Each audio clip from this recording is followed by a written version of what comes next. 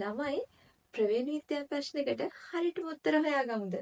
මේ දීලා තියෙන ප්‍රශ්න දෙකට අපි බලමු අපිට උත්තර හොයාගන්න පුළුවන්ද කියන ඉක්මනින්.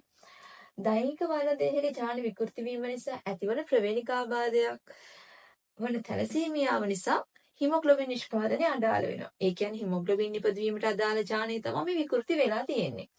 ස්වාභාවිකව හිමොග්ලොබින් නිෂ්පාදන අදාළ ප්‍රමුඛ ජානය කැපිටල් T ද විකෘති නිලීන ජානය සිම්පල් T ද වේ. ඉතින් අපිට දීලා තියෙනවා මවක් සහ පියෙක්. එයාලගේ මේ දීලා තියෙනවා ජාන සංයුතිය නැත්නම් ප්‍රවේණි දර්ශය කොහොමද කියලා මෙන්න මේ තැලසීමියාව සම්බන්ධයෙන්. එතකොට යම් කෙනෙක්ට කැපිටල් T සිම්පල් T තියෙනවා නම් අපි දන්නවා එයාලා වාහකේ. ඒ කියන්නේ කැපිටල් T කියන ප්‍රමුඛ ලක්ෂණය තියෙන නිසා මෙයාලා නිරෝගී. නමුත් සිම්පල් T කියන තත්වයේ තියෙන නිසා නිරීන තත්වයේ තියෙන නිසා ඊළඟ පරම්පරාවට මේ රෝගය සම්ප්‍රේෂණය වෙන්න පුළුවන්.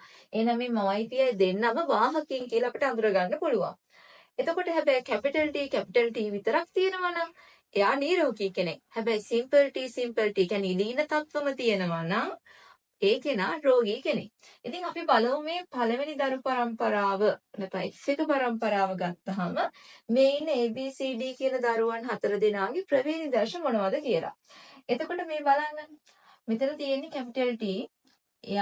එතකොට පියාගෙන් ලැබෙන්නේ කැපිටල් T ජන්මානුවක්. මේ දෙක එකතු වුනහම A කියන දරුවට ලැබෙන්නේ කැපිටල් T.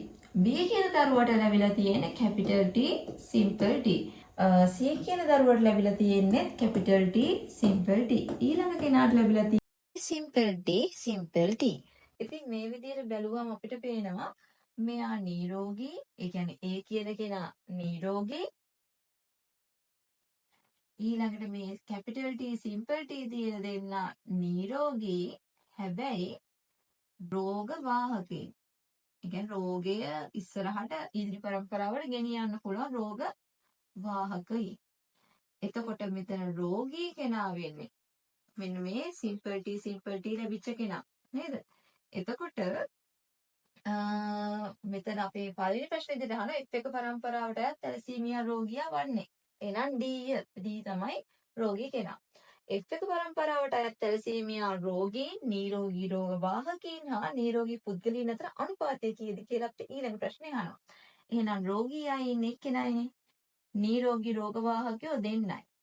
ඊළඟට නිරෝගී අය එක්කෙනයි. එහෙනම් අනුපාතය 1ට 2ට 1යි. නියෝජ්‍යව තියෙන්නේ තුන්වෙනි වරණේ. ඉතින් මේ විදිහට හරි පහසුවෙන් අපිට ප්‍රවේණ විද්‍යා ප්‍රශ්න වලට නිවැරදි උත්තර හොයාගන්න පුළුවන්.